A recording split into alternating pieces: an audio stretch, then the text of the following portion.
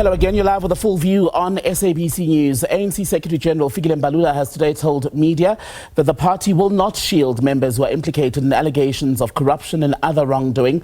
It's after revelations at the Madlanga Commission of Inquiry where the likes of ANC NEC member and Police Minister Senzo Mchunu have been implicated in evidence. The late ambassador to France, Nathi Mthethwa, also came up in evidence presented by the KwaZulu-Natal Police Commissioner Nhlanhla Mkhwanazi almost 2 weeks ago. The ANC briefing today also focused on issues around local government. And we have with us in studio, in fact, the ANC Secretary General Fikile Mbalula himself. Good to have you on the SABC, sir. So I touched on at least two names, senior names in your organization that have come up at the Madlanga Commission of Inquiry. How much sleep is the ANC losing about the possibility that more of your leaders might be mentioned? People are not... thanks and good evening to the viewers and yourself. And thank you for having us. We're not spending sleepless nights because those who were deployed to lead this ministry, which is now focusing on the allegations made by General Mkhwanazi, it's not by accident that they are there. It's because they were heading those particular departments. So we support the Madlanga Commission and to deal with the matters that are before it. But have you had a conversation as the organization about the likelihood that there may very well be more senior ANC people who are either members of cabinet in that portfolio or in other parts of the criminal justice system who might be implicated? Because the impression at the moment is that what we've dealt with is but a tip of the iceberg. We expect our members, wherever they are deployed, to conduct themselves in a disciplined way and to do the work for the citizens on behalf of the ANC diligently. We will be very disappointed to see them in the wrong side. And in that, we will not be together. Because we didn't send them and deploy them to be on the wrong side, either of the law or also in their own conduct. So if they are found to be on the wrong, then let it be. The party will take steps to deal with their conduct. But from the evidence so far, they are put, at least two of the big names that I mentioned have been put on the scene of the crime, as it were. And with other commissions as well, when you go to the Zondo Commission, etc., yes, there are people who've chosen to take the findings on review. Thabang Makwetla, for example, has now stepped down after he was mentioned in Bosasa evidence there. Why is it that leaders of an organization like yours that says it wants to run an honest government, deliver the best to the people as per its election promises, always come up in these things? Why are the lessons not being learned? I think individuals who decide to veer off from the mandate, it means they've never understood why they are there in the first place. And they would have betrayed the oath they have taken. They would have betrayed the trust the party have entrusted on them. So the party will then have to take steps to deal with whatever that comes up. But we have decided not to run a commentary on the Madlanga Commission because it looked like there's a lot that will be said there.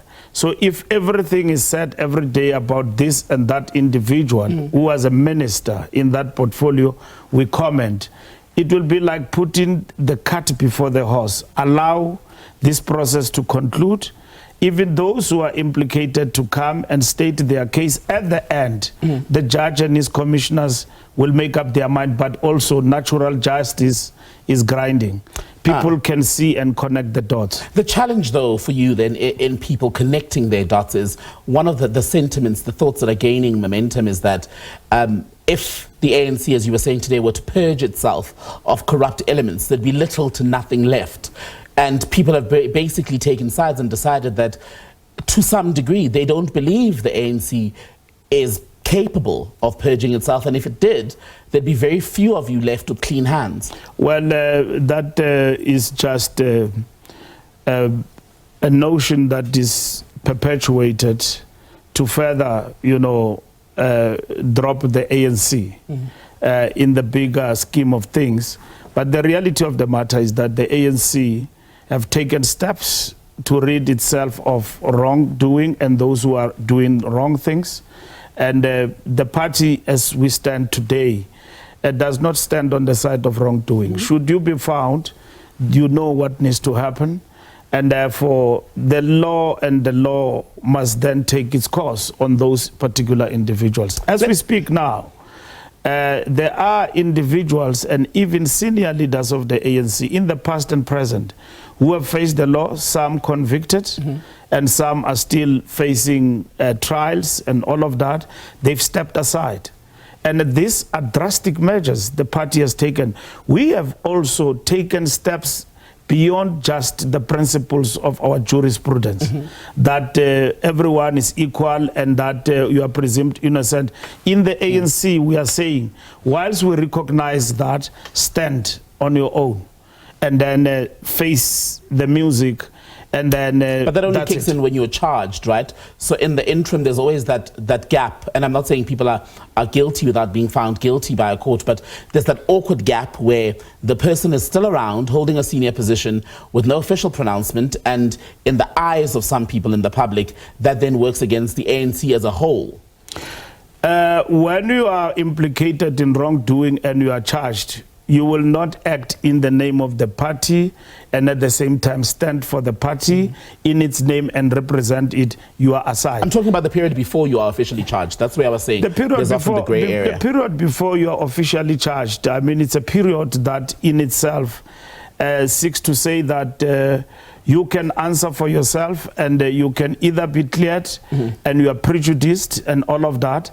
And that's what we are not up to. So what is important for us is that follow the processes of the law, and once they kick in, then the ANC take its decisions. Is Brian Mudau a member of the ANC, this Northwest business person?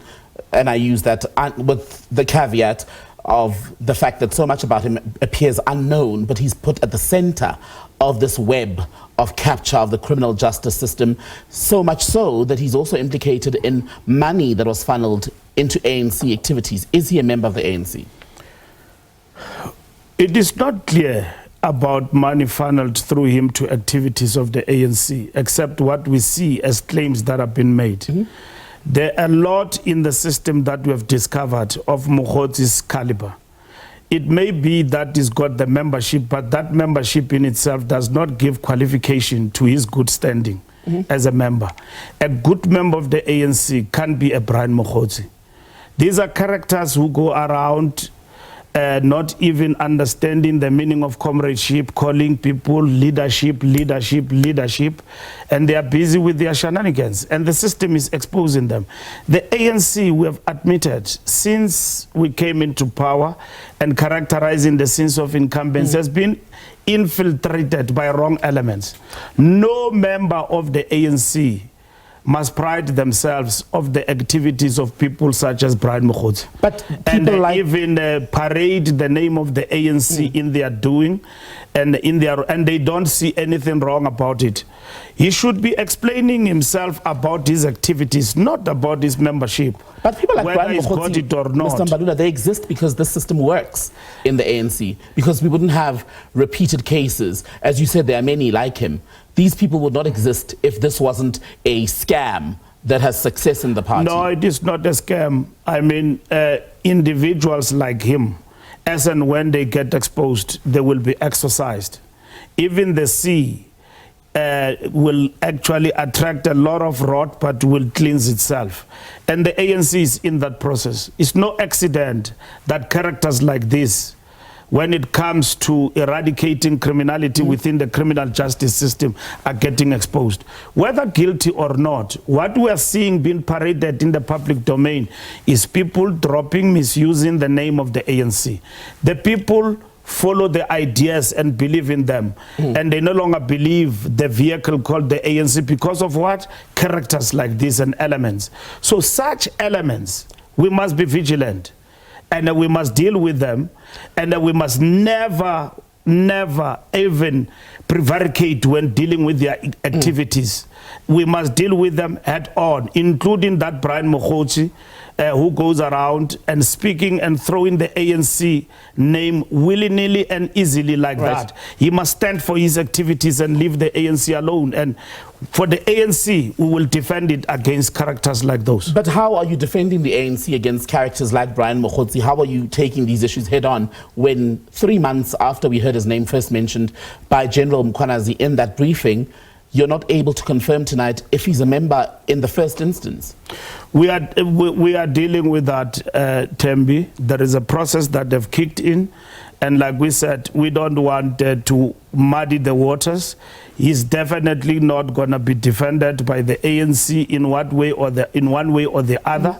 For all the reportage that has been done about him, we will make definitive pronouncements around that particular character. But why does it take longer than 3 months? It doesn't take longer than 3 months.